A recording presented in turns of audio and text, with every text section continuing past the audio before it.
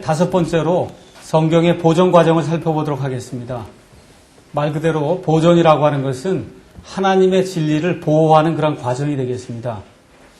이 세상에는 심지어 믿는 사람들조차도 성경의 보존을 부인하고 있습니다. 이 사람들이 주장하는 바는 원본은 완전하지만 사본은 완전하지 못하며 더더욱 번역본은 완전하지 못하다. 그래서 지금 이 시간 하나님의 완전한 말씀은 우리에게 없다. 이와 같은 주장들을 펴니다. 자, 하나님께서 숨을 불어넣어 영감을 주신 기록을 하나님의 섭리로 안전히 보존해서 모든 세대의 성도들이 하나님의 말씀을 소유할 수 있도록 하는 것, 이걸 우리가 보존이라고 이야기합니다.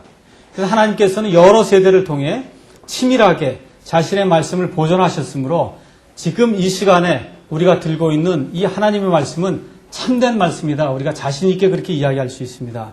그래서 하나님께서 섭리로 말씀을 보존해 주셨기 때문에 하나님의 말씀은 시대를 타고 오면서 공중분해되거나 잃어버린 바 되지 않았다는 것이 우리의 믿음입니다. 그래서 영감은 1차적인 기적이며 보존은 2차적인 섭리다. 우리는 그렇게 믿습니다. 기적이라고 하는 건 초자연적인 역사거든요.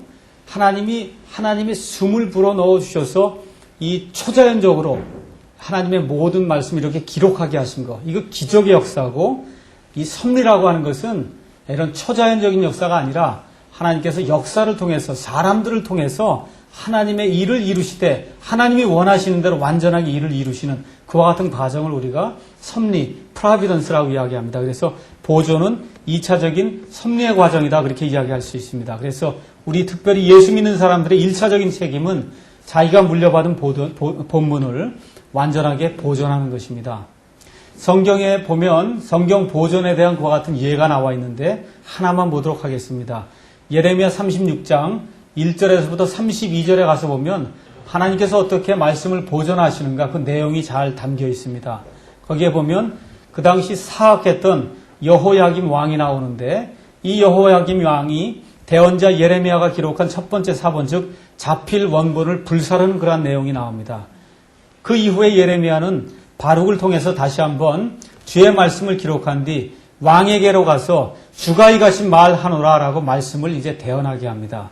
36장 4절에 가서 보니까 이에 예레미야가 네리야의 아들 바룩을 부르매 바룩이 주께서 예레미야에게 말씀하신 주의 모든 말씀을 그의 입에서 받아 두루마리 책에 기록하니라 해서 첫 번째 자필 원본을 기록하는 그런 내용이 거기 나옵니다. 그 이후에 이제 이 여호야김 왕이 이 두루마리를 이제 태워버리죠. 이 왕이 그 두루마리 곧 바룩이 예레미야의 입에서 받아 기록한 말씀들을 태운 뒤에 주의 말씀이 예레미야에게 임하니라. 이르시되 너는 다시 두루마리를 가져다가 유다 왕 여호야김이 태운 첫 두루마리에 있던 이전의 모든 말을 기록하라. 그렇게 36장 27절에서 28절에 기록이 되어 있고 36절 32절에 가서 보니까 이에 예레미야가 다른 두루마리를 가져다가 네리야의 아들 서기관 바룩에게 주니 그가 유다 왕 여호야김이 불에 태운 그 책의 모든 말씀을 예레미야의 입에서 받아 거기에 기록했다. 이렇게 기록이 되어 있습니다. 그래서 하나님이 원하시면 사람이 막을 수 없습니다. 사람이 이것을 불에 태웠음에도 불구하고 여기 있는 기록대로 예레미야의 입에서 주의 모든 말씀을 받아서 다시 기록했다. 그렇게 기록이 되어 있습니다. 이와 같은 보존의 역사를 통해서 신약과 구약의 모든 말씀이 보존되어서 지금 이 시간 우리 손에 들려있다고 저희는 확신하고 있습니다. 시편 119편 89절에 가서 보니까 오 주여 주의 말씀은 영원히 하늘에 정착되었나이다 라고 하는 시편 기자의 말씀이 있습니다. 하나님의 말씀은 하나님의 입에서 나온 그 하나님의 모든 말씀은 하나님의 마음에서 나왔기 때문에 하나님 계시는 하늘에 영원토록 정착이 되어 있습니다. 다시 말씀드려 사람이 이것을 변개시키거나 부패시킬 수 없다는 겁니다. 시편 119편 152절에 가서 보니까 주의 증언들로 말하건대 주께서 그것들을 영원히 세우셨음을 내가 옛적부터 알았나이다. 영원토록 옛적부터 세우셔서 그래서 지금까지 이것이 내려온다고 한 사실을 시편 기자가 이야기하고 있습니다. 이사야서 40장 8절에 가서 풀은 마르고 꽃은 시드나 우리 하나님의 말씀은 영원토록 서리라 라고 성경 보존의 말씀 우리에게 가르쳐주고 있습니다. 시편 12편 6절 7절에 가서 보니까 주의 말씀들은 순수한 말씀들이니 흑도가니에서 단련하여 7번 순수하게 만든 은 같도다. 오 주여, 주께서 그것들을 지키시며 주께서 그것들을 이 세대로부터 영원히 보존하시리이다. 그래서 우리는 어떤 사람이 유명하거나 어떤 사람이 학식이 있기 때문에 하나님의 말씀을 보존할 수 있다, 그렇게 믿지 않습니다. 우리가 영어 킹제임스 성경을 이야기하면서 영어 이 킹제임스 성경이 하나님께서 완전하게 보존해 주신 전혀 오류가 없는 하나님의 말씀이다, 이렇게 주장을 할 때 킹제임스가 훌륭했기 때문에, 아니면 킹제임스 성경을 만든 번역했던 그 50명의 학자들의 학식이 너무나 뛰어났기 때문에 하나님의 말씀이 보존된 것이다, 우리 그렇게 믿지 않습니다. 왜 그것이 보존되었냐? 하나님이 보존해 주시겠다고 약속했기 때문에 그 하나님의 약속에 의거해서 하나님의 말씀들이 지금 이 시간까지 완벽하게 보존되었다, 그렇게 우리는 주장합니다. 마태복음 24장 35절에서 우리 예수님께서는 하늘과 땅은 없어지겠으나 내 말들은 없어지지 아니하리라 분명히 말씀해 주셨습니다. 또한 베드로전서 1장 24절 25절에는 이는 모든 육체는 풀과 같고 사람의 모든 영광은 풀의 꽃과 같기 때문이라. 풀은 마르고 꽃은 떨어지되 오직 주의 말씀은 영원토록 지속되나니 복음으로 너희에게 선포한 말씀이 곧 이 말씀이니라 라고 사도 베드로가 우리에게 이야기해주고 있습니다.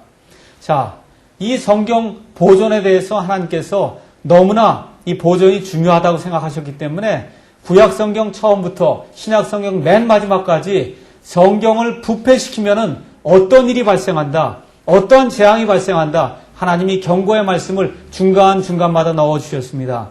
먼저 모세오경에 가서 보시면 신명기 12장 32절에 이렇게 기록이 되어 있습니다. 내가 너희에게 명령하는 이 모든 말을 너희는 지켜 행하고 거기에 더하거나 거기에서 빼지 말지니라 명령하셨습니다. 잠언 30편 6절에 가서 보니까 너는 그분의 말씀들에 더하지 말지니 그분께서 너를 책망하실 터인즉 내가 거짓말쟁이로 드러날까 염려하노라. 말씀들에 더하지 말라는 겁니다. 말씀들에서 빼지 말라고 분명히 경고해 주십니다. 예레미야 26장 2절에 가서 보니까 주가 이같이 말하노라. 너는 주의 집들에 서서 주의 집에서 경배하려고 오는 유다의 모든 도시들에게 내가 내게 명령하여 그들에게 전하라 한 모든 말을 전하되 한마디도 감하지 말라. 하나님께서 대언서들을 이렇게 기록해 놓으시고 신약 성경을 마감하시면서 성경 전체에 대해서 하나님께서 계시록 22장 18절 19절에 이렇게 기록해 놓으셨습니다. 내가 이 책의 대언의 말씀들을 듣는 모든 사람에게 증언하노니 만일 누구든지 이것들에다 더하면 하나님께서 이 책에 기록된 재앙들을 그에게 더하실 것이요 만일 누구든지 이 대언의 책의 말씀들에서 빼면 하나님께서 생명책과 거룩한 도시와 이 책에 기록된 것들로부터 그의 몫을 빼시리라. 그렇게 하나님께서 경고의 말씀을 주셨습니다. 자, 우리가 마귀의 계략을 한번 생각해 봅시다. 마귀가 이 세상에서 누구를 제일 싫어하냐? 하나님 제일 싫어합니다.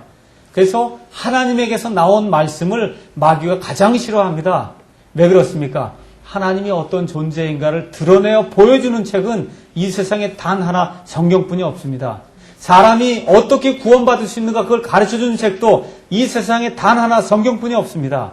그래서 마귀가 가장 싫어하는 것이 이 세상에 존재하는 것 중엔 하나님의 말씀이라고 볼 수가 있습니다. 그래서 그는 하나님의 말씀을 대체하려 하고 있습니다. 하나님의 말씀을 삭제하려고 있습니다. 하나님의 말씀에 무언가를 집어넣으려 하고 있습니다. 이 일을 마귀가 누구를 통해서 하느냐? 인본주의 학자들 동원해서 하고 있습니다. 그래서 이 인본주의 학자들이 무엇을 추구하고 있습니까? 하나님이 이 성경 말씀 하나하나를 지금까지 보존해 주신다고 한 사실을 믿지 않고 내 힘으로 하나님이 잃어버린 그 원본들을 찾아서 회복시켜야 되겠다. 그래서 회복의 교리를 믿고 있습니다. 우리는 그렇게 믿지 않습니다. 하나님께서 전혀 보존시켜 주실 만한 그런 능력이 없으셔서 그냥 내팽겨 두셨다가 훌륭한 사람들을 통해서 그걸 하나하나 복원하게 하신다. 그러면 그것이 복원이 될 때까지는 아까 뭐라 그랬어요? 사람이 빵으로만 살지 않냐고 하나님의 모든 말씀으로 사는데 그러면 그것이 복원되기 전까지 산 모든 사람은 하나님의 완전하신 말씀이 없는 가운데 살았다는 증명이 되지 않습니까? 성경 말씀은 그렇게 불가능하다고 이야기합니다. 사람이 빵으로만 살지 않고 하나님의 모든 말씀으로 살기 때문에 각 시대마다 지금 이 시대까지 하나님께서 분명하게 보존해 주신 완전한 말씀이 있어야 됩니다. 그래서 우리는 하나님의 성경 보존을 믿지 사람들이 하나님이 잃어버린 본문을 회복시킨다고 하는 회복의 교리를 믿지 않습니다. 그래서 마귀는 학문을 믿음보다 중요시하는 사람들을 사용해서 새로운 성경을 만들어내고 있고 새로운 기독교를 창출해내고 있습니다. 자, 말씀을 변개시키는 일은 20세기, 21세기에 와서 이루어진 현대 이야기가 아닙니다. 사도 바울의 고린도후서 2장 17절에 가서 보면 하나님의 말씀이 기록된 그 순간부터 마귀가 하나님의 말씀을 변개시키려고 노력했던 그러한 흔적이 나와 있습니다. 거기 가서 보니까 이는 우리가 하나님의 말씀을 변개시키는 많은 사람들 같지 아니하고 오직 진실함에서 난 것 같이 하나님에게서 난 것 같이 하나님의 눈앞에서와 그리스도 안에서 말하기 때문이다. 이렇게 기록하고 있습니다. 사도 바울이 하나님의 말씀을 선포하던 바로 그 당시에 주후 50년, 60년, 70년경에 이미 하나님의 말씀을 부패시키는 그와 같은 사람들이 나타났다고 성경은 분명하게 이야기하고 있습니다. 바로 이와 같이 부패시킨 사람들이 성경 말씀을 삭제시켰습니다. 예를 들어 개혁성경 같으면은 13구절이 완전히 신약성경에서 제거되어 없습니다. 사도행전 8장 37절에 가서 여러분 개혁성경을 읽어보시면 없음이라고 기록되어 있습니다. 근데 왜 거기 9절은 그냥 남아있을까요? 38절이 원래 없었으면 39절이 38절이 되고 38절은 37절이 이렇게 올라와야 되는데 절수는 그대로 남겨두고 거기 없음이라고 기록되어 있습니다. 있는데 누가 뺀 겁니다. 킹제임스 음정역 성경에 가서 보니까 빌립이 이르되 만일 그대가 마음을 다하여 믿으면 받을 수 있느니라 침례를 받을 수 있느니라 하니 내시가 대답하여 이르되 예수 그리스도께서 하나님의 아들이심을 내가 믿노라 하고 예수님을 고백하는 그런 장면이 나오고 이런 고백이 있을 때 비로소 침례를 줄 수 있다고 하는 신약성경 교회에서 가장 중요한 하나님의 그 교회의 멤버가 될 수 있는 그러한 자격 요건이 무엇인가를 가르쳐주는 구절이 바로 사도행전 8장 37절인데 하나님의 말씀을 부패시키는 사람들이 마귀를 기쁘게 하기 위해서 이와 같은 말씀들을 자꾸 삭제하는 일이 생긴다는 얘기입니다. 그래서 신약성경에만 그리스어로 가서 봤을 때 약 5,600군데가 변개되었고 그래서 신약성경이 아주 짧게 되었습니다. 그래서 여러분이 개혁성경을 읽게 되면 베드로 전서 후서만큼의 분량이 짧은 그와 같은 성경을 읽게 되는 겁니다. 왜 이런 일이 발생하느냐? 하나님은 말씀을 지금까지 보존해 주셨지만 마귀가 인본주의 학자들을 동원해서 그래서 하나님의 말씀을 부패시키기 때문에 이와 같은 일이 발생하고 있는 겁니다. 그래서 지금까지 약 5,338개의 그리스어 사본이 지금 발견되고 있는데 그 중에 약 95%내지 99%가 하나님이 보존해 주신 전통 수용 본문입니다. 아까 제가 정경을 말씀드리면서 정경이 되려면 하나님의 백성이 수용해야 된다 그랬습니다. 지난 20세기 동안 하나님의 백성이 어떤 것을 수용했습니까? 킹제임스 음정역 성경의 본문이 되어온 공인 본문, 수용 본문, 아니면 전통 본문, 비잔틴 본문, 종교 개혁 본문, 이 본문만을 하나님의 백성이 지금까지 수용해 왔습니다. 지금 여러분이 사용하고 있는 많은 교회에 사용하고 있는 NIV니 NASB니 이와 같은 것들은 하나님의 백성들이 완전히 수용하지 않고 거절했던 그와 같은 천주교 본문입니다. 그것이 1881년도에 학자들의 손에 의해서 이 세상에 나타난 이후에 이것이 참된 본문이라고 많은 사람들이 주장을 하고 있지만 그러면 그 전까지는 어떤 일이 발생했단 말입니까? 만일에 그게 사실이라고 하면 하나님의 백성들이 전혀 수용하지 않았던 그와 같은 것이 어떻게 하나님의 본문이 될 수가 있겠습니까?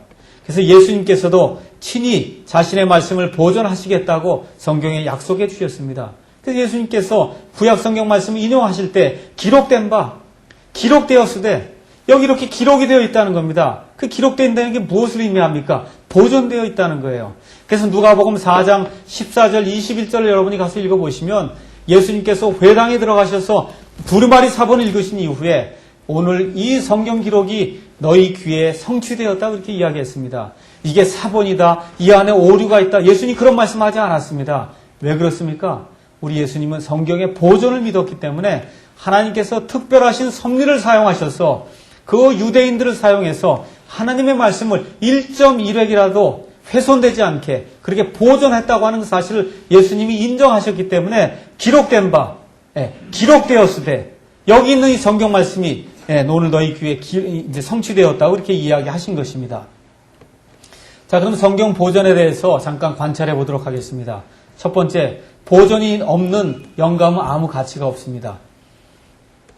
아까 뭐라 그랬습니까? 영감이라고 하는 건 하나님 말씀을 기록하는 건데 하나님이 열심히 힘을 들여갖고 완전하게 영감을 주시고는 그 이후에 그냥 내팽개치고 그게 뭐 잃어버려지든지 그게 없어지든지 상관하지 않는다고 하면 하나님의 속성과 맞지 않는 겁니다. 그래서 보존이 없다고 하면 영감이 있을 필요가 없습니다. 그렇지 않습니까? 2000년 전에 아니면 3000년 전에 하나님이 영감으로 완전한 말씀을 주시고는 그래 시간이 지나면서 이건 다 잊어버려도 된다. 없어져도 된다. 하나님이 그렇게 하신다고 하면 지금 이 시간 우리에게 완전히 보존된 그런 말씀이 없게 됩니다. 이와 같은 것은 하나님의 성품의 위배가 되기 때문에 우리는 그와 같은 보존을 믿지 않습니다.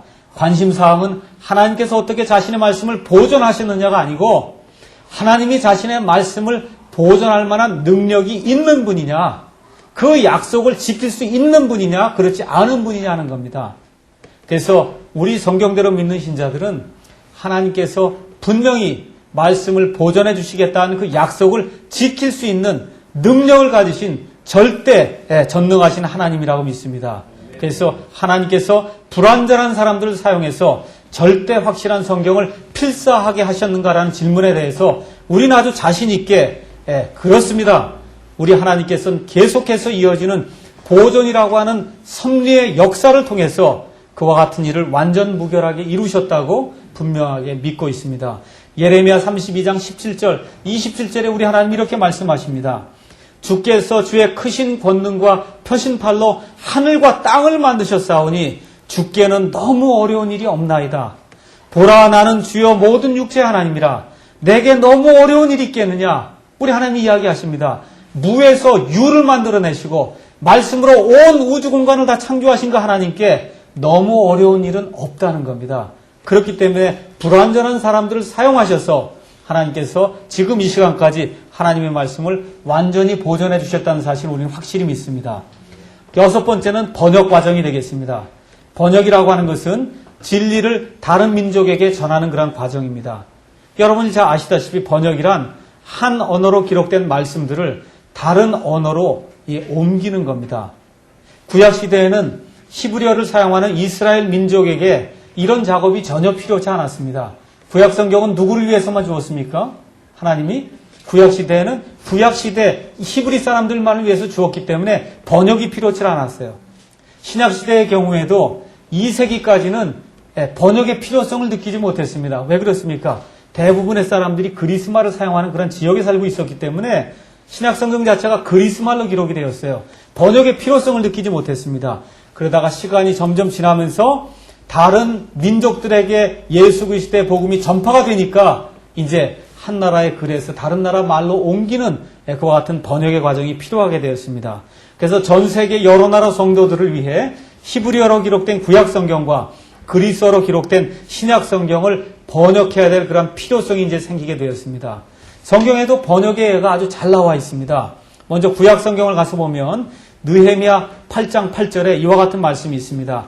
이와 같이 그들이 하나님의 율법에서 책을 명료하게 낭독하고 그 의미를 알려주어 그들로 하여금 그 낭독하는 것을 깨닫게 하니라. 여기 가서 보면 이 이스라엘 백성이 바빌론에서 포로 생활을 마치고 이제 돌아와서 지금 에스라와 그의 동료들이 하나님의 율법의 책에서 하나님의 율법의 책은 뭐로 기록했다고 그랬습니까?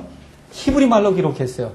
그런데 읽고 나니까 그 사람들이 이해를 못하는 거예요. 왜 그러냐? 시간이 오래 지나서 히브리 말을 잃어버리고 사람들이 잊어버리고 일상생활에서는 대개 아람어라고 하는 그런 말을 썼어요. 아람어. 그렇게 되니까 히브리 말을 읽어주니까 잘 이해를 못했단 말이에요. 그러니까 어떻게 돼요? 책을 명료하게 낭독한 다음에 그 의미가 이거다 하고 의미를 알려주는 그와 같은 일을 해서 그들로 하여금 낭독하는 것을 깨닫게 아니라 그러니까 어떻게 돼요? 히브리 말에서 아람어로 번역해서 그 낭독하는 것을 이해할 수 있도록 만드는 그런 작업이 이제 거기 나옵니다. 또한 마가복음 14장 9절에 가서 보면 한 여인이 예수님께 다가와서 예수님의 발에 기름을 붓는 놀라운 사건이 발생합니다. 예수님께서 그때 이렇게 이야기하십니다. 진실로 내가 너희에게 이르노니 온 세상 어디든지 이 복음이 선포되는 곳에서는 이 여자가 행한 이 일도 말하여 그녀를 기념하리라 하시니라. 이게 뭘 의미해요? 여러분, 말을 해서 온 세상 어디서나 이걸 하려면 뭐가 돼야 된다는 얘기예요? 이 그리스 말로 기록된 성경 말씀이 번역이 돼야 된단 말이죠. 번역이 돼야 설교 말씀에서도 많은 목사님들이 이 구절을 가지고 이 여인에 대해서 이야기하지 않겠습니까? 또 사람들이 성경을 읽으면서 한국말로, 중국말로, 이태리 말로 이 말씀을 읽으면서 이 여인에 대한 기사를 읽을 수 있단 말이에요. 그 이야기는 이미 우리 예수님께서 이 모든 말씀이 여러 나라 말로 번역돼야 된다고 하는 것을 의미하셨다고 하는 것을 우리가 금방 알 수가 있습니다. 자, 그럼 번역이 필요하다고 하는 것은 금방 우리가 알 수가 있고, 그럼 번역하는데 기법이 어떤 기법이 있냐? 번역의 기법은 크게 두 가지가 있습니다. 하나는 동적 일치 기법입니다. 이것은 최근에 유진 리다라고 하는 사람이 개발한 기법입니다. 이건 어떤 기법이냐? 축자 영감, 다시 말해 성경에 나오는 모든 단어가 하나님의 영감을 받았다는 것을 믿지 않고 개념 영감을 믿는 사람들이 만들어낸 인본주의 기법입니다. 다시 말씀드려서 번역을 할 때 성경에 나와 있는 단어를 거기에 상응하는 단어로 단어 이렇게 옮기는 게 아니라 그거 읽고 뜻만 전해주면 된다는 거예요. 여러분 이해하시겠습니까? 그래서 이와 같은 성경의 대표적인 것이 세상 사람이 많이 찾는 NIV가 되겠습니다. 그래서 이 NIV에는 하나님의 말씀이 단어다 이렇게 번역, 1:1 번역이 되어 있지 않습니다. 자, 동적 일치 기법의 예를 살펴보겠습니다. 한국의 어떤 유명한 신학자가 목회와 신학이라고 하는 잡지에 1998년도에 이렇게 이야기했습니다. 마가복음 14장 5절에 보면 한 여인이 예수님에 대한 사랑 때문에 옥합을 깨트려 그 향유를 예수님께 부었다. 그 향유의 가치를 헬라어 원문에서는 300데나리온이라고 했는데 NIV에서는 그것을 1년분 봉급이라고 번역했다. 그러면 NIV의 번역을 오역이라고 할 수 있느냐? 필자는 이 부분의 NIV 번역은 너무 적절하다고 생각한다. 한 데나리온이 하루 품삯이면 1년 동안의 안식일과 절기를 빼면 300데나리온 정도 번다는 결론이 나온다. 그렇다면 NIV의 번역은 현대인들에게 훨씬 더 그 의미가 분명하게 전달된다고 할 수 있다. 바로 이게 동적 일치 기법이에요. 하나님 뭐라 그랬습니까? 300데나리온이라고 그랬어요. 그럼 여러분과 제가 어떻게 받아들여야 돼요? 300데나리온으로 받아들여야지 1년치 봉급으로 받아들이면 그러면 문제가 발생해요. 이런 주장에 따르면 성경에 나오는 달란트, 데나리온, 에바, 큐빅 이런 모든 걸 1년치 봉급, 10평, 3바구니, 50cm 여러분 다 이렇게 바꿔야 된다는 그런 주장에 여러분 동의하십니까? 왜 그래요? 하나님은 50cm라고 이야기한 적이 없어요. 한 번도. 그렇거든요? 하나님 그렇게 이야기한 적이 없어요. 그래서 이렇게 바꿔놓으면 의미는 통할지 모르지만 아까 뭐라고 했어요? 하나님이 영감을 뭐에다 영감을 줬다고요? 모든 단어에 영감을 줬어요. 300데나리온 할 때 300데나리온에 하나님이 영감을 주신 거예요. 하나님 1년치 봉급의 영감을 주지 않았습니다. 그래서 이와 같은 동적 일치 기법 이와 같은 것 우리는 믿지 않습니다. 왜 그러냐? 하나님 말씀해 주신 축자 영감 단어를 하나님이 영감을 주셨다고 하는 그 영감에 위배가 되기 때문에 우리는 이와 같은 기법 원치 않습니다. 하지만 대부분의 신복음주의 진영이라든지 자유주의 진영에서는 이와 같은 동적 일치 기법을 사용한 그와 같은 성경만을 사용하려 하고 있습니다. 자, 그러면 동적 일치 기법과 반대가 되는 것이 뭐냐 하면 형식적 일치 기법이 되겠습니다. 이것은 원본의 단어가 영감되었다는 축자 영감에 기초해서 번역자는 각각의 히브리어와 그리스에 가장 가까운 단어로 단어 대 단어의 형식적 일치를 이루어가면서 번역하는 겁니다. 예를 들어 원본에 단어가 5개 있으면 가능한 한 번역본에도 단어가 5개가 있는 거예요.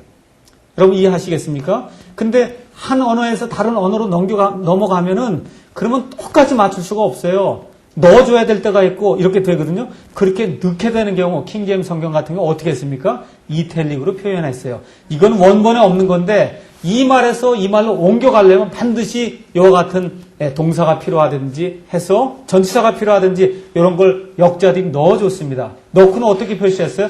이거는 원본에 없는 거기 때문에 저희가 이렇게 넣은 겁니다. 해서 이탈릭으로 정직하게 표현했습니다.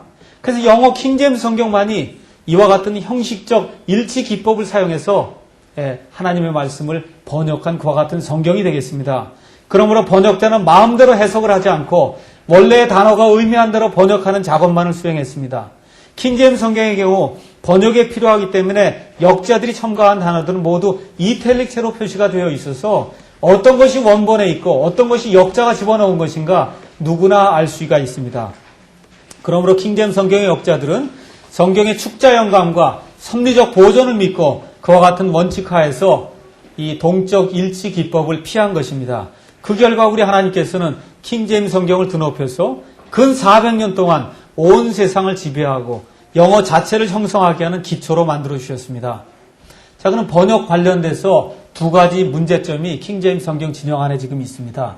그 두 가지 문제점을 말씀드리도록 하겠습니다. 첫 번째, 어떤 사람들은 자필 원본뿐만 아니라 번역자들이 만들어 놓은 번역 성경에도 하나님이 영감을 주었다고 하는 이중 영감론을 상상해냅니다. 이 같은 것은 종종 향상된 계시라고 또 이제 불리기도 하는데 이것을 주장하는 이들은 예를 들어 번역된 영어 킹제임스 성경으로 원본이 이 그리스어 원본이나 아니면 히브리어 원본을 교정할 수 있다고 믿습니다.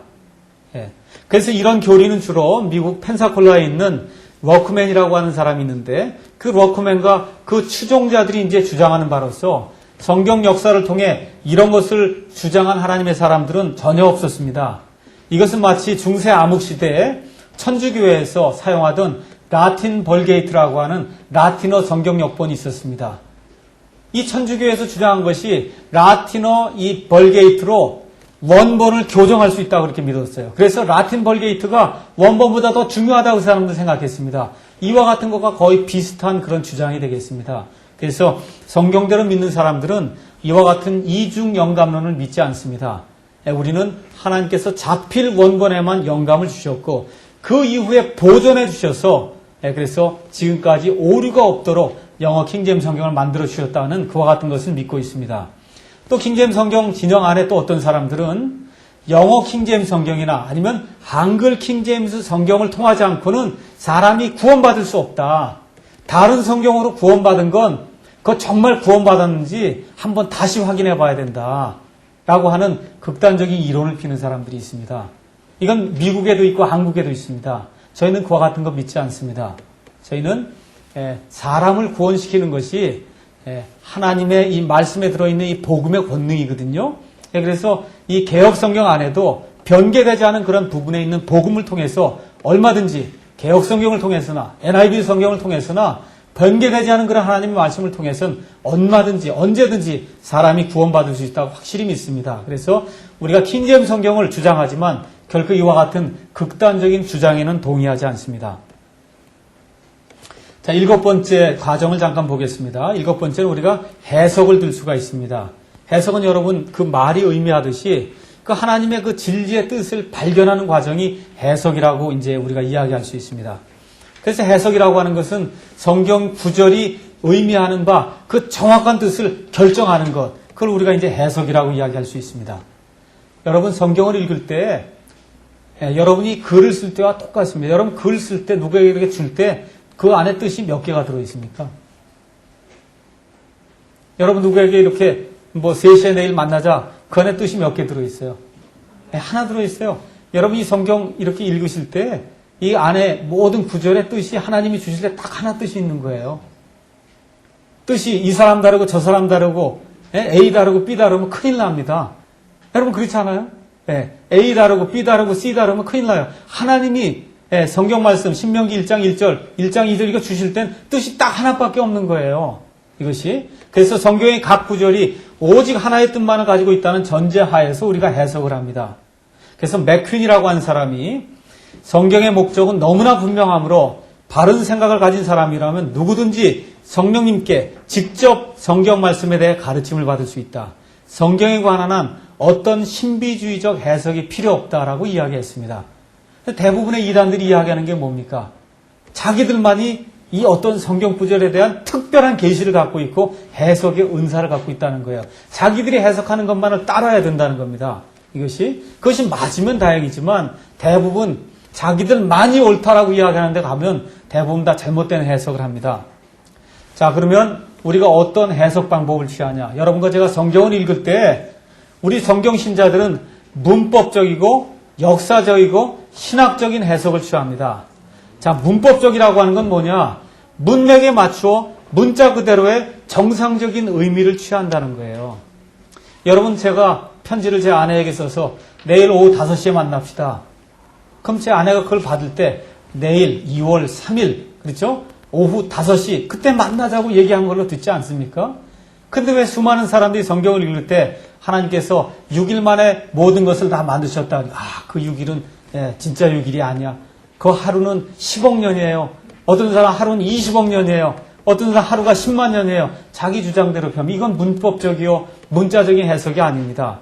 또 계시록을 읽으면서 계시록 읽다 보니까 거기 유다 지파, 루벤 지파에서 12지파에서 각 지파에서 12,000명이 나와서 14만 4천 명이 이 봉인되는 그와 같은 과정이 나오거든요. 여기 나오는 14만 4천 명은 진짜가 아니라 하나님의 구원받은 모든 사람들입니다. 그렇죠? 하나님 그렇게 이야기하잖아요. 유다 지파, 그건 누구예요? 이스라엘 백성 유다 지파에서 12,000명이 나오는 것이고, 그렇죠? 아셀 지파면 아셀 지파에서 12,000명이 나오는 거예요. 이렇게 문자적으로, 문법적으로 그대로 받아야지, 이와 같은 거를, 예를 들어, 감리교에서 한 12,000명, 장로교에서 한 12,000명, 이렇게 추리고 또 여호와의 증인 같으면 자기들만이 14만 4천이라는 거거든요. 이와 같은 거, 믿지 않습니다, 우리는. 그래서 14만 4천이라든지 12지파라든지 또 성경 계시록 20장 가서 보니까 천년왕국이 나오죠. 천년왕국, 그거는 영원한 왕국을 이야기하는 겁니다. 천년이라고 하는 건 영원한 숫자를 이야기하는 겁니다. 성경 그렇게 이야기하지 않아요. 우리 예수님께서 땅에서 정확히 천년 동안 통치하신다고 성경이 이야기하기 때문에 천년왕국을 몇 번씩 이야기하는 겁니다. 그래서 이거를 그대로 받아들인 사람이 문법적으로 문맥에 맞게 문자 그대로 성경을 취하는 거예요. 하나님은 그렇게 주셨습니다. 다른 뜻으로 해석하면 그건 자기 자신의 어떤 신학이나 아니면 자기가 배운 것에 이렇게 적합할지는 모르지만 하나님이 주신 것과는 전혀 다른 뜻의 성경을 이해하는 겁니다. 역사적인 해석을 해야 됩니다. 역사적 시대를 우리가 봐야 되고 수신자가 누구냐, 목적이 뭐냐, 배경이 뭐냐 이와 같은 것들을 이해하고 문맥에 맞게 해석해야 됩니다. 또한 신학적인 해석을 해야 되는데 하나님의 목적이 무엇이고 설계가 무엇인가 이것을 보고 신학적인 해석을 해야 됩니다. 우리 한국 신자들 가운데 요새 많이 파급되어 있는 게 큐티가 있습니다. 큐티, quiet time. 그렇죠? 큐티 아주 좋은 거예요. 성경 말씀을 읽고 그걸 내게 적용해야 되겠다. 근데 문제는 뭐냐? 성경의 역사적인 이와 같은 실제적인 사실은 다 무시하고 그냥 이사야서를 읽어도 이거 다 한다. 불에서도 건져주고 물에서도 건져주고 하면 그냥 다 나한테만 적용하는 거예요. 하나님 이사야서 누구에게 주셨습니까? 이스라엘 백성에게 그 당시 상황에 예수님 오시기 700년에 살던 이스라엘 백성에게 주신 거예요. 왜 하나님이 이스라엘 백성에게 이와 같은 말씀을 주시느냐?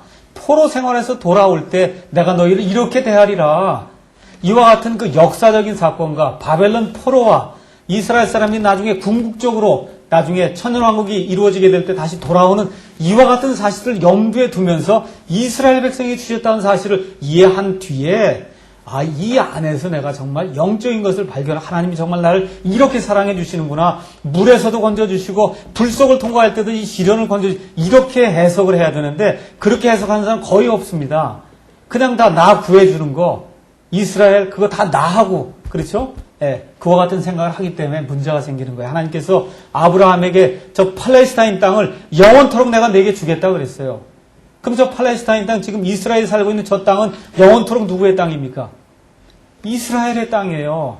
이스라엘. 그래서 지금 이스라엘이 돌아가 있는 겁니다.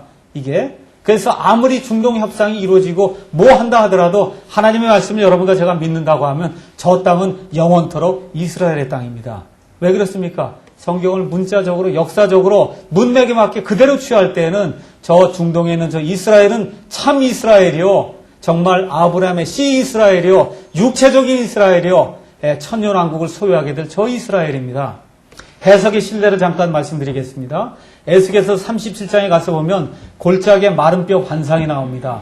많은 부흥 강사들이 이거 인용하면서 여기 나오는 뼈들이 바로 여러분들입니다. 그렇죠? 그래서 여러분이 이렇게 뼈처럼 다 죽어 있을 때 하나님의 생기가 들어와서 다 구원받게 되었습니다. 하나님의 은혜를 찬양합시다 하고 거기까지만 이야기한단 말이죠.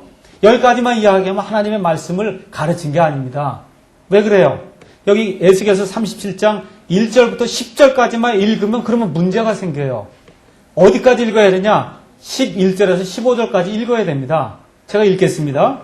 그때 그분께서 내게 이르시되 사람의 아들아 이 뼈들은 이스라엘의 온 집이라. 여러분과 제가 아니라는 거예요. 누구라고요?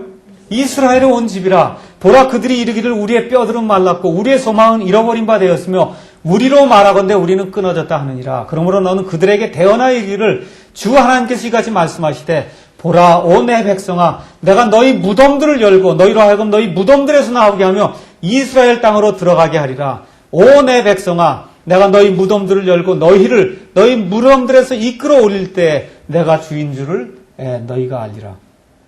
그러니까 에스겔서 지금 이거 읽으면서 1차적인 게 누구에 대한 이야기입니까? 이스라엘 백성에 대한 이야기예요.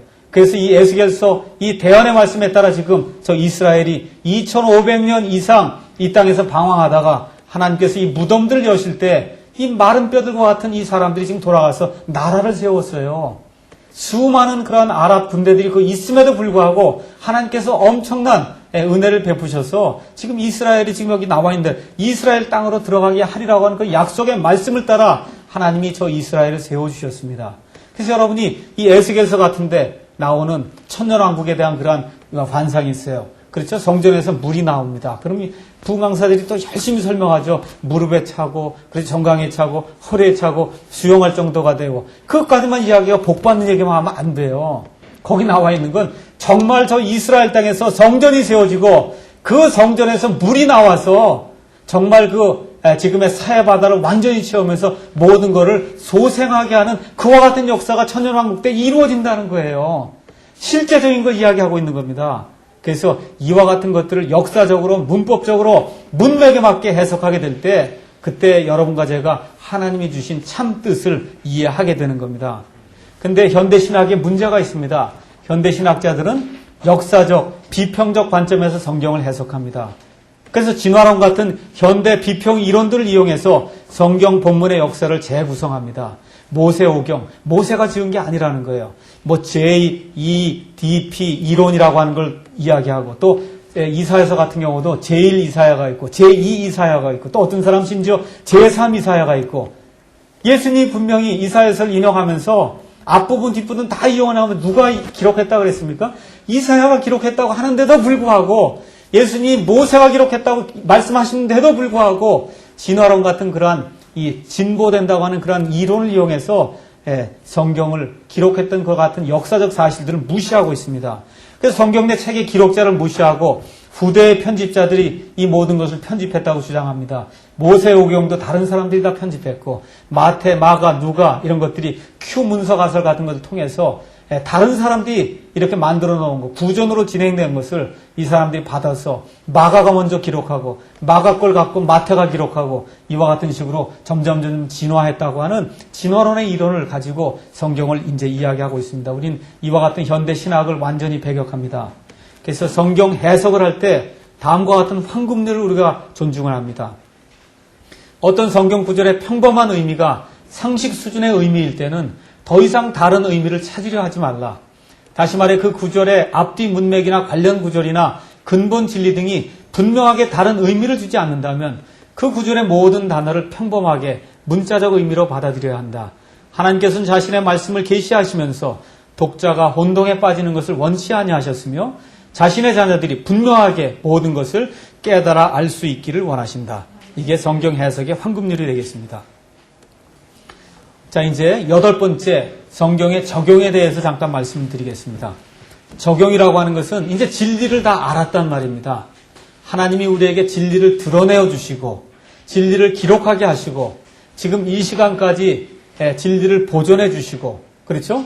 그 다음에 이제 마지막으로 하나님이 진리를 해석하기까지 이렇게 조명을 다 주셨어요. 자, 그럼 그 다음에 우리가 그 말씀을 받은 다음에 어떻게 되겠습니까?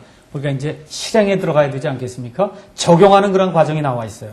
그래서 디모데후서 3장 16에서 17절 가서 보니까 모든 성경 기록은 하나님의 영감으로 주신 것으로 교리와 책망과 바로잡음과 의로 교육하기에 유익하니 이것은 하나님의 사람으로 하여금 완전하게 되어 모든 선한 일에 철저히 갖추어지게 하려 함이라.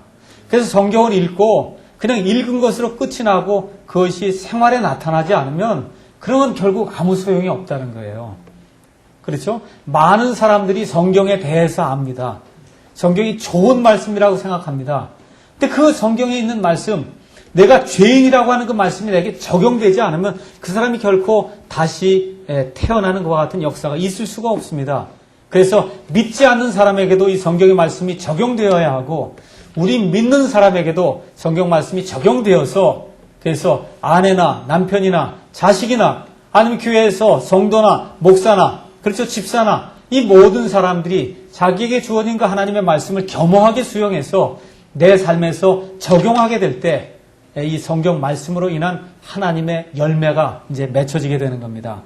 그래서 로마서 15장 4절에 가서 보니까 무엇이든지 전에 기록된 것은 우리의 배움을 위하여 기록되었으니 이것은 우리로 하여금 성경 기록들이 주는 인내와 위로를 통해 소망을 가지게 하려 합니다. 여러분과 제가 이 성경 말씀을 읽을 때 특별히 구약 성경 말씀을 읽을 때 얼마나 많은 위로를 받습니까? 그렇죠? 그래서 어떤 사람이 신약 성경은 우리 신약 시대 성도들을 위한 교리를 위한 책이고 구약 성경은 우리에게 위로를 주기 위한 그런 책이다. 그렇죠? 그래서 여러분이 구약 성경을 읽을 때 사람이 다 죄인이구나. 그렇죠? 어쩔 수 없는 죄인이구나. 이 구약 성경을 읽으면서 깨달아야 돼요. 이 성경을 읽으면서 정말 나 같은 죄인도 하나님께 이렇게 사랑해 주시는구나. 또 너무 깊은 죄의 수렁에 빠졌을 때 하나님께서 다윗과 같이 간음하고 살인한 사람까지도 하나님이 사랑해 주시는구나. 그 사랑의 하나님이 나도 사랑해 주신다. 하나님께로 돌아서야 되겠다. 그렇죠? 이와 같은 거를 깨닫는 일이 성경을 통해서 일어나게 될 때 결국 하나님께서 이 말씀해 주신 이 성경이 우리 안에서 가치를 이제 발휘하게 되는 겁니다. 이것에 대해서 사도 바울은 고린도전서 10장 1절에서 13절에 이제 성경의 적용에 대해서 자세히 말씀해 주고 있습니다. 1절에서 사도 바울이 이야기합니다. 나는 너희가 이것을 모르기를 원치 아니한다. 너희가 이걸 좀 알았으면 좋겠다. 그러면서 6절에 이제 이야기하고 있습니다. 구약시대에 여러 가지 일들이 일어났는데 이 일들이 다 우리의 본보기가 되라고 그렇게 해서 일어난 거다. 그렇게 6절에 이제 이야기하면서 이런 본보기가 있으니까 첫 번째 6절에 우리는 악한 것을 탐하는 그런 사람이 돼서는 안 된다. 적용하라는 거예요. 두 번째 7절에 가서 보니까 우리는 우상 숭배자가 되지 말자. 우상을 숭배하는 거. 탐심이 우상 숭배라고 그랬습니다. 탐심을 내는 자가 되지 말자. 8절에 가서 그 가운데 많은 사람들이 음행했는데 우리는 음행하는 자가 되지 말자. 구약 성경에 특별히 음행은 하나님을 버리고 다른 신들을 섬기는 걸 음행이라고 그랬습니다. 실질적인 음행뿐만 아니라 이런 영적인 음행을 범하는 그와 같은 사람이 되지 말자. 9절에 가서 보니까 많은 사람들이 그리스도를 시험하다가 죽었는데 우리는 그리스도를 시험하는 그런 사람들이 되지 말자. 우리 삶에 적용하자는 거예요. 일편단심으로 단일한 마음으로 우리 주 예수님만을 신뢰하자는 겁니다. 10절에 가서 많은 사람들이 불평했는데 우리 예수 믿는 사람들은 그와 같이 불평하는 사람들이 되지 말자. 우리 삶에서 이와 같은 것을 적용하자는 겁니다. 그래서 11절에 이제 마지막으로 이렇게 이야기하고 있습니다. 이제 이 모든 일이 일어난 것은 그들에게 본보기가 되게 하기 위함이며 또 그것들이 기록된 것은 세상의 끝을 만난 우리를 훈계하기 위함이니라. 여러분과 제가 세상의 끝을 만났습니까? 여러분 그렇게 생각하십니까? 세상의 모든 풍조를 볼 때, 정말 내가 세상 끝에 살고 있구나. 여러분 그렇게 생각하십니까? 저 그렇게 생각하고 있습니다. 여러분 세상 지나가는 모든 것, 피상적인 것만 보지 마시고 영적으로 우리가 어떤 세상에 살고 있는가 한번 보시기 바랍니다. 하나님의 말씀에 대해서 제가 읽어보겠습니다. 성경은 하나님의 생각과 사람의 상태와 구원의 방법과 죄인의 운명과 신자의 행복을 담고 있다. 성경의 교리들은 거룩하고 그 훈계들은 구속력이 있으며 그 역사들은 진실하고 그 결정사항들은 바꿀 수 없다. 성경을 읽어 지혜롭게 되고 성경을 믿어 안전을 얻으며 성경의 내용을 실천하여 거룩한 자가 되라. 성경을 너를 인도할 빛과 너를 지탱할 음식과 너를 기쁘게 할 위로를 포함하고 있다. 성경은 여행자의 지도요, 순례자의 지팡이요, 항해사의 나침반이요, 군사의 칼이요, 그리스도인의 헌장이다. 성경 안에서 낙원이 회복되고 하늘이 열리며 지옥이 그 모습을 드러낸다. 주 예수 그리스도가 성경의 주인공이요, 우리의 행복이 성경의 계획이요, 하나님의 영광이 성경의 목적이다. 자주 그리고 천천히 기도하는 심정으로 성경을 읽으라. 성경이 내 기억 속에 박히게 하고 마음을 지배하게 하며 발걸음을 인도하게 하라. 성경은 부의 보고요, 영광의 낙원이요, 기쁨의 강이다. 내가 살아있을 때 주께서 이 성경을 주셨으니 또한 심판 때 이것을 펴시고 영원토록 너를 기억하실 것이다. 성경은 최고의 책임을 요구하여 수고에 대해서는 최고의 보상을 주되 그 안에 거룩한 내용들을 무시하는 자는 다 지옥불로 정죄할 것이다. 자, 지금 우리가 살고 있는 이 시대에는 아까 말씀드린 대로 성경이 지금 영어 세상에서는 수백 가지가 넘습니다. 다시 말씀드려서 지금 성경에 관한 한 하나와 다수가 싸움을 하고 있습니다. 그래서 이 표를 가서 보시면 진짜와 가짜가 있습니다. 진짜는 한 하나님입니다. 완가지 있다 성경이 이야기하는데 또 그와 동시에 하나님이 이 세상엔 여러 가지 잡신들이 많이 있다 그래요. 신이 많이 있습니다. 그렇지만 유일하시고 진실하신 하나님은 한 하나님뿐이 없습니다. 이 세상에 여러 사람들이 내가 예수라고 이야기합니다. 그렇지만 성경에 나와 있는 예수 그리스도는 유일한 분입니다. 이 세상 이야기하는 예수는 이 성경이 이야기하는 예수와 다릅니다. 여기 있는 예수 그리스도만이 유일하신 예수입니다. 또한 성경에는 오직 한 가지 복음만이 있습니다. 그런데 사도 바울이 이야기했듯이 많은 거짓 대언자들이 나와서 여러 가지 다른 복음을 전하고 있습니다. 성경은 분명히 한 기독교를 이야기하고 있습니다. 그럼에도 불구하고 이 세상에는 여러 가지 거짓 종교들이 많이 있습니다. 이와 마찬가지로 성경은 분명히 한 가지 성경, 하나님께서 완전하게 영감으로 주시고 완전하게 섭리로 보존해 주신 한 성경만을 이야기하고 있는데 이 세상에 거듭나지 못한 사람들이나 믿는다고 하면서 자유주의적이고 인본주의적인 사상을 가지고 있는 사람들은 여러 가지 성경을 만들어서 자기 구미에 맞는 그와 같은 성경을 선택해서 이 구절을 볼 때는 이 성경 구절이 내 구미에 맞고 저 구절을 볼 때는 저 성경 구절이 내 구미에 맞으니까 이렇게 발췌해서 성경을 사용하고 있습니다. 다시 말씀드려서 하나님의 말씀에 복종하는 것이 아니라 하나님의 말씀을 취사 선택하는 이와 같은 상황 속에 지금 빠져 있습니다. 성경 발간을 볼 것 같으면은 1300년도에는 가서 보니까 100년 동안에 성경이 4개뿐이 안 나왔어요. 그러니까 다시 말해 성경이 25년에 하나가 나온 꼴입니다. 그 이후에는 1400년경에는 100년에 하나가 나왔습니다. 1500년 된 3.2년에 한 개 이런 식으로 해서 쭉 나오더니 지금 1900년대에 가서는 1.4년에 성경이 한 개씩 나옵니다. 그리고 지금 20세기에 가서는 뭐 1년에 한 개씩도 성경이 그냥 계속해서 쏟아져 나옵니다. 왜 이렇게 성경이 많이 나오는가? 정말 하나님께서 한 가지 성경만을 주셨다고 하면 하나님이 보존해 주신 성경 2가지가 될 수 없지 않습니까? 한 하나님이신데 어떻게 성경이 수백 가지가 될 수 있을까? 우리가 이 문제에 대해서 다시 한번 곰곰이 생각해 봐야 됩니다. 과연 하나님이 혼란의 창시자신가? 아니면 화평의 창시자신가? 과연 하나님이 우리에게 혼동을 주시는가? 아니면 하나님이 완전한 말씀을 통해서 화평을 주시는가? 우리가 생각해 봐야 됩니다. 이 모든 현대 역본들이 다 어디서 나오는가? 로마 가톨릭 교회에서 나옵니다. 그래서 젊은이들에겐 NIV 성경을 들려주고, 그렇죠?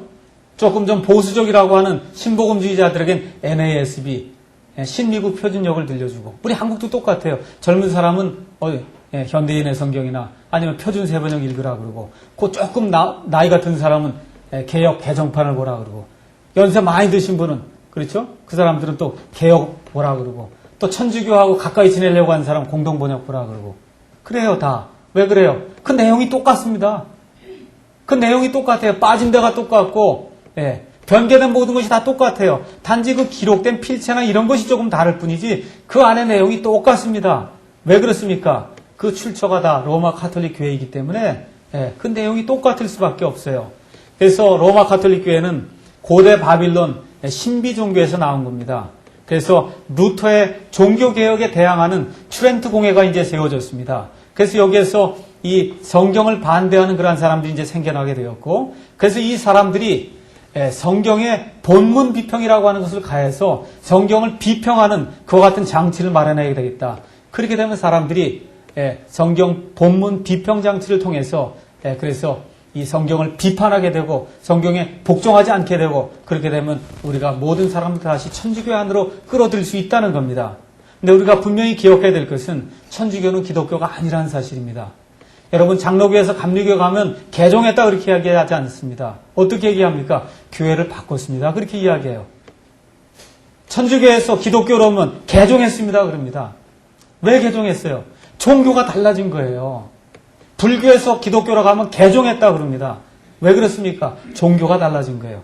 천주교와 기독교는 개종이 되는, 다시 말해 종교가 바뀌는, 종교가 서로 다른 종교입니다.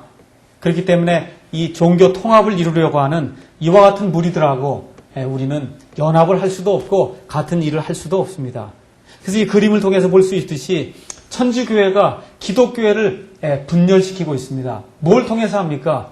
신학의 사조를 통해서 하고, 가장 중요한 것이 성경을 통해서 합니다. 수많은 성경들을, 다 카톨릭교회에서 나온 성경들을 이 사람 손엔 저거 들려주고 저 사람 손에 이 성경 들려주고, 그래서 어떻게 하자는 거예요? 분열시켜라. 그리고 정복하라는 겁니다. 그래서 기독교회가 분열의 위기에 놓여 있습니다. 우리가 조심해야 됩니다. 그래서 이제 오늘 성경론에 대해서 지금까지 말씀드렸는데, 특별히 우리는 영어 킹제임스 성경이 하나님께서 지금까지 하나님의 말씀을 완전하게 보존해 주신 그와 같은 하나님의 말씀을 완전히 담고 있는 단 하나의 오리도 없는 그와 같은 하나님의 말씀이라고 믿고 있습니다. 왜 그러냐? 시편 12편 6절과 7절이 분명히 하나님의 보존을 이야기하기 때문에 그렇습니다. 주의 말씀들은 순수한 말씀들이니 흙독 안에서 단련하여 7번 순수하게 만든 은 같도다. 오 주여, 주께서 그것들을 지키시며 주께서 그것들을 이 세대로부터 영원히 보존하시리이다. 그래서 이 하나님의 성경은 사람의 손에 의해서 주어진 것도 아니고 사람의 손에 의해서 보존되지도 않았고, 오직 하나님의 그 권능에 의해서 완전하게 주어졌고, 하나님의 권능의 역사에 의해서 섭리를 통해서 지금 이 시간까지 완전히 보존되었다고 우리는 확실히 믿습니다. 그래서 이 성경을 우리가 담대하게 들고 나가서 이 성경으로 죽어가는 많은 사람들을 구원하는 놀라운 그 구령의 역사를 우리가 펼쳐서 하나님의 그 생명의 책에 많은 사람들의 이름이 기록될 수 있도록 저와 여러분이 힘을 써야 되겠습니다.